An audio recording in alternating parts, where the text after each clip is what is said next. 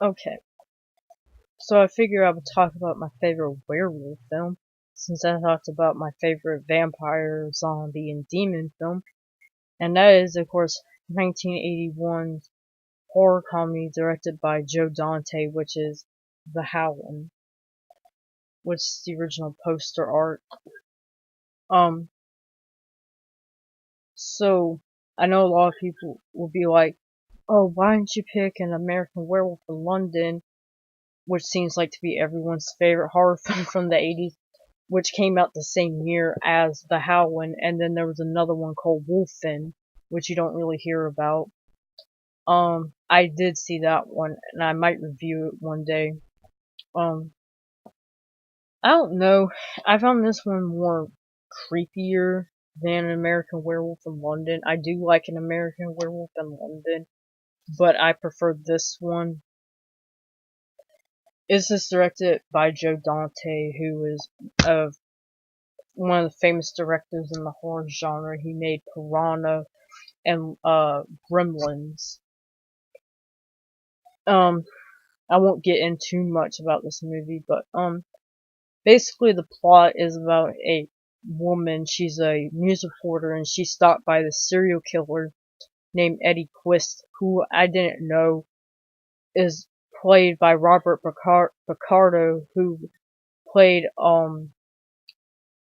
I don't know the character's name, but he played in Star Trek Voyager, because I never watched Voyager. I only watched the original series and Next Generation. But he she makes a deal with the police saying, "We'll if you follow this trap this guy, we'll come and get him." And she gets led to a porno theater and is forced to watch this violent movie, and while Eddie's whispering weird crap in her ear, she freaks out and the cops come in and shoot Eddie, and he escapes, and she gets away. But this incident caused her to have like a mental breakdown, and now she has amnesia. And the doctor's like, "Oh, I'll send you away to this colony," which is, I guess, for like people who have like mental health problems. And she's like, "Sure," and these people are nice, but there's like something off about them. And yeah, I don't want to give too much away, and most people probably already seen this movie.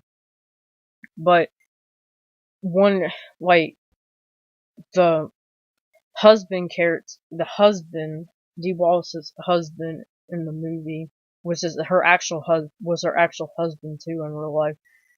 He getting persisted by this one woman to have, to have sex with her, and keeps getting, like, he's like, "No, I don't want to," basically keeps denying her.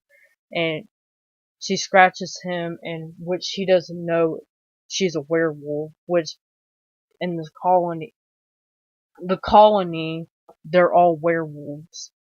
But, they're hiding it, and they're basically trying to tell Dee Wallace that she's crazy because she keeps hearing these noises at night, like howling and like rustling in the woods and stuff. And it's always like on a full moon. But they're like, "No, no, you're just hearing things and all that, seeing things." And then there's this one character. I think she's friends with Dee Wallace. She like knows something's up with that place, and she goes and investigate it. Where she finds out that that place is related to the serial killer Eddie Quist, and she's attacked by a werewolf, which has a pretty cool scene because like the werewolf looks pretty creepy in this movie. It's like really tall and thin and hairy, of course. Kind of like I don't know, like when she gets up, it like pimp slaps her into like a filing cabinet, and like she has like the scene where she has to escape from it, and then like she cuts off its hand, and then that's how you find out like that the werewolf's Eddie. And I'm basically giving away the movie now, but anyway, there's like this big old chase scene, and she ends up dying. But it's like cool because she has to like crawl out like like out of a house, like underneath the house and stuff. It was pretty cool. Um, then it has one of my favorite werewolf transformation scenes. I think, who was it? Rob Bottin who did the effects in this movie. He Eddie, Dee Wallace's character, is trying to find her friend and what's going on because the woman, her friend calls her husband and telling him what's going on. He's like, yeah, send some people out there, and so she's in the room, and Eddie comes up behind her and like he starts transforming. He has like a bullet in his head, and he's like trying to stick her finger in there, or I think he stuck his finger in there. I always think about Amityville Horror remake. Sorry, but it like his skin starts bubbling and popping and stuff, and it's like his jaw starts contracting and like going out like jutting out like this, and it looked like really painful. And I mean the transformation scene in American Werewolf in London is really good too, but this scene is on par with that. And then the ending gets crazy because like everyone in the colony turns into werewolves, and there's like this big old firefight.